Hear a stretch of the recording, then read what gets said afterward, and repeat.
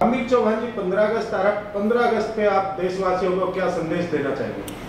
देखिए, जिस आज़ादी के लिए देश के स्वतंत्रता सेनानियों ने लड़ाई लड़ी, ऐसा लगता है कि पिछली कुछ दिनों से, लगभग 10 साल से कुछ सरकारें उस आज़ादी को छीनने के लिए अपने हथकंडे अपना रही हैं।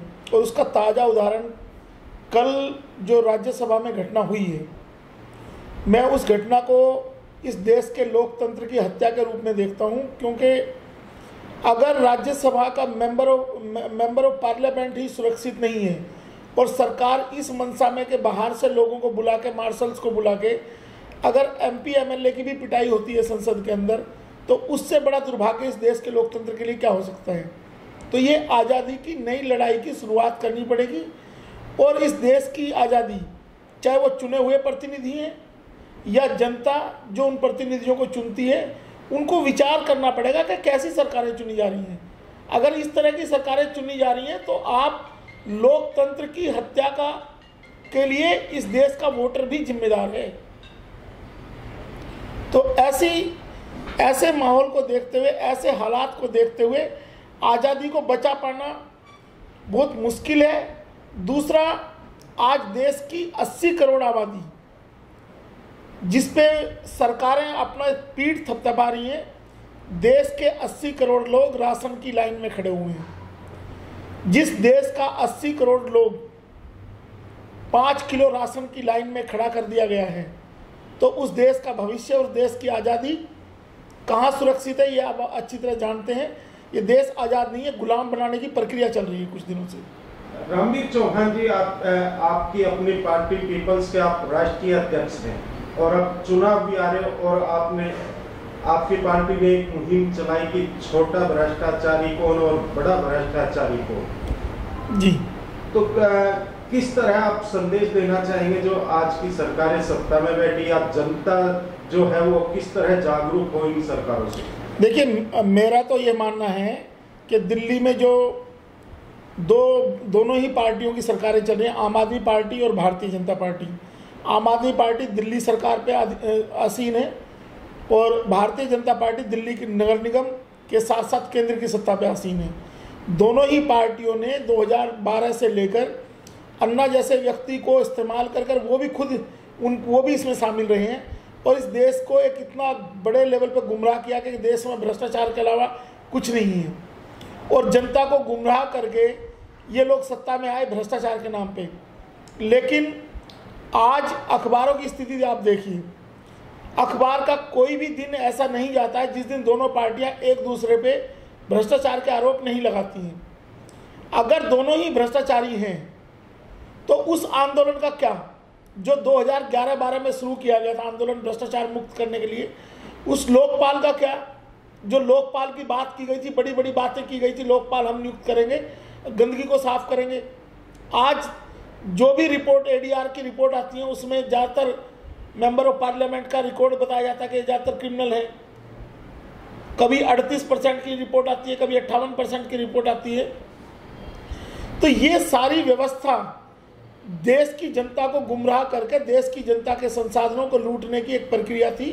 और आज की जो सरकारें हैं, दिल्ली में आम आदमी पार्टी की सरकार और केंद्र और निगम में भाजपा की सरकार, वो उससे अछूती नहीं है। वो सब लोग भ्रष्टाचार में लिप्त हैं।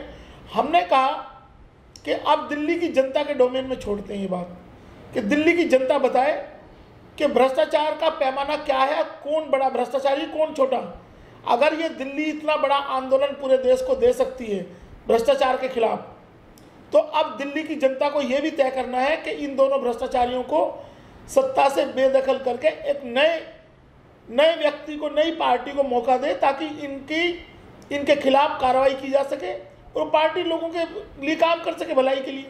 रामवीर चौहान जी, अगर जनता आपके एमसीडी की बात करूंगा मैं, दिल्ली में आपकी अपनी पार्टी पीपल्स को मौका देती है, तो जिस तरह ये आरोप प्रति आरोप लग रहे, या हम बात करें सफाई कर्मचारियों की सैलरी पे बार बार हल्ला होता है, प्रदर्शन होते हैं, सैलरी नहीं मिलती, क्या आपकी पार्टी उसके लिए सोचेगी या क्या कार्य? देखिए, अगर हमारी पार्टी अगर दिल्ली नगर निगम की सत्ता में काबिज होती है, जिसके लिए हम प्रयासरत हैं, हम उसके लिए हम मेहनत भी कर रहे हैं। तो हम ये जो भ्रष्टाचार के मुद्दे इन दोनों पार्टियों ने उठाए हैं कि निगम में इतना भ्रष्टाचार है, दिल्ली सरकार में इतना भ्रष्टाचार है, इनसे संबंधित जो भी हमारे तथ्य संज्ञान में आएंगे या जो कागजात संज्ञान में आएंगे, हम उन पे एक्शन लेके तुरंत इनके खिलाफ कार्रवाई करेंगे।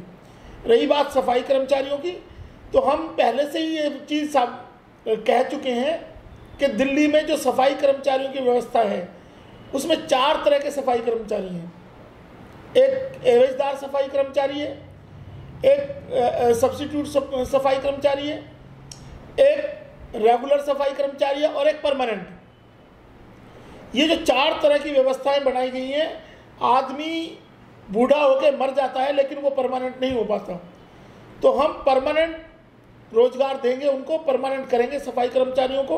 और ये जो व्यवस्था बना रखी है कि उनका पैसा बार बार दिल्ली सरकार उनका पैसा रोक लेती है, ऐसा कानून हम बनाने की कोशिश करेंगे जिससे वो पैसा डायरेक्ट उनको मिल सके, ताकि कोई भी सरकार बदनीति से या वोट को प्रभावित करने के लिए इस तरह की हरकतबाजी ना कर सके। रामवीर चौहान जी, चलते चलते लास्ट क्वेश्चन है कि जैसे आपने कहा कि अगर हम एमसीडी में सत्ता में आते हैं इन चीजों का एक्शन लेने, मगर जब दिल्ली में आम आदमी पार्टी आई थी उसने भी काफी पर्चे फैलाए थे भ्रष्टाचार के, मुख्यमंत्री जी ने ये किया वो किया, हम उनको जेल में डालेंगे, मगर उल्टा आज की डेट में देखा जा रहा है कि उन पर भी भ्रष्टाचार के आरोप है। देखिए, हमने तो कहा कि उन्होंने शीला दीक्षित जी, सुरेश कलमाड़ी, ऐसे नेताओं के खिलाफ उन्होंने बड़ा युद्ध स्तर पर अभियान छेड़ा कि मेरे पास 2500 पेज का फाइल है।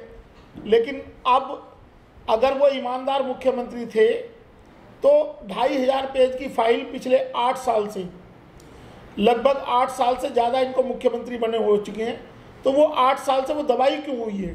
इसका मतलब ये मुख्यमंत्री भी भ्रष्टाचार में इन्वॉल्व है और ये नहीं चाहते कि मैं कोई एक्शन लूँ, ताकि अगर ये एक्शन लेंगे तो इनके खिलाफ भी एक्शन होगा। तो ये चोर चोर मोसेरे भाई की बात है। इन दोनों पार्टियों ने मिलके पीछे से हाथ मिलाया हुआ है ताकि जनता को गुमराह किया जा सके और जनता को इसी तरीके से झूठ फरेब और लालच देकर उनको गुमराह करके अपनी सत्ता पे काबिज बना जा सके। Like, share and comment. To subscribe this channel, please press the bell icon.